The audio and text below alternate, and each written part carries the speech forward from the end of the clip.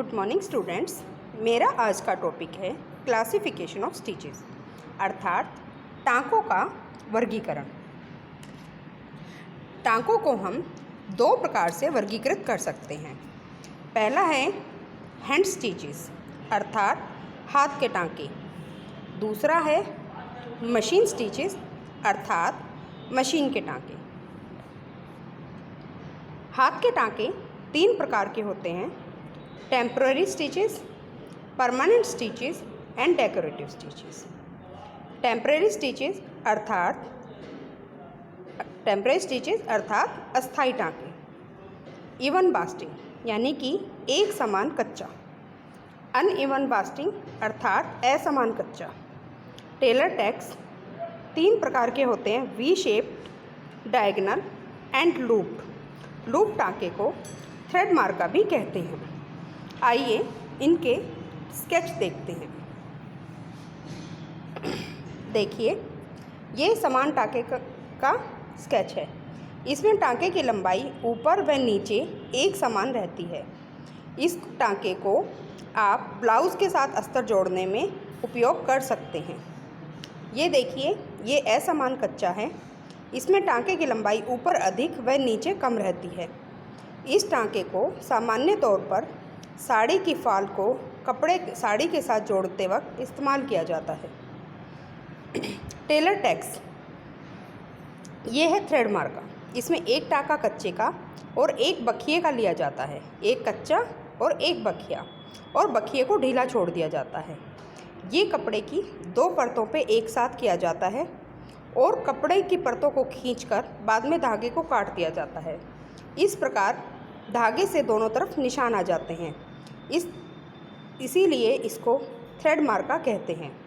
इसे जनरली ऊनी कपड़ों पर इस्तेमाल किया जाता है जहां ट्रेसिंग व्हील काम नहीं करता है। ये है वी शेप थ्रेड मार्का।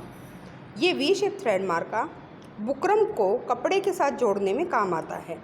साधारण कच्चे से जोड़ने पर बुकरम हिलती रहती है, लेकिन जब आपको इस वी शेप मार्का के साथ जोड़ देते हैं तो बुकरम पूरी तरह से स्टेबल हो जाती है और काम करने में आसान रहता है।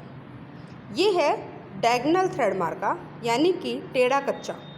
ये टेढ़ा कच्चा पैंट में जेब के मुंह को आपस में जोड़े रखने के लिए काम आता है। अब हम आपको बताते हैं परमानेंट स्टिचेस, यानी कि स्थायी टाँके। वो टाँके जिन्हें कपड़ा सिलने के बाद खोला नहीं जाता है। वस्तुतः कपड़े की सिलाई इन्हीं टाँकों के द्वारा की जाती है। इसमें है स्लिप हेम, यानी कि कच्चा जो थोड़ा सा बड़ा किया।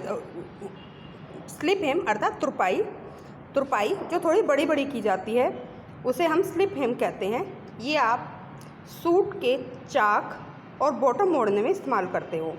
नैरो हेम अर्थात बारीक तुरपाई आपकी गले की पट्टी और पाइपिंग को मोड़ते समय बिल्कुल बारीक तुरपाई की जाती है, उसे हम नैरो हेम कहते हैं।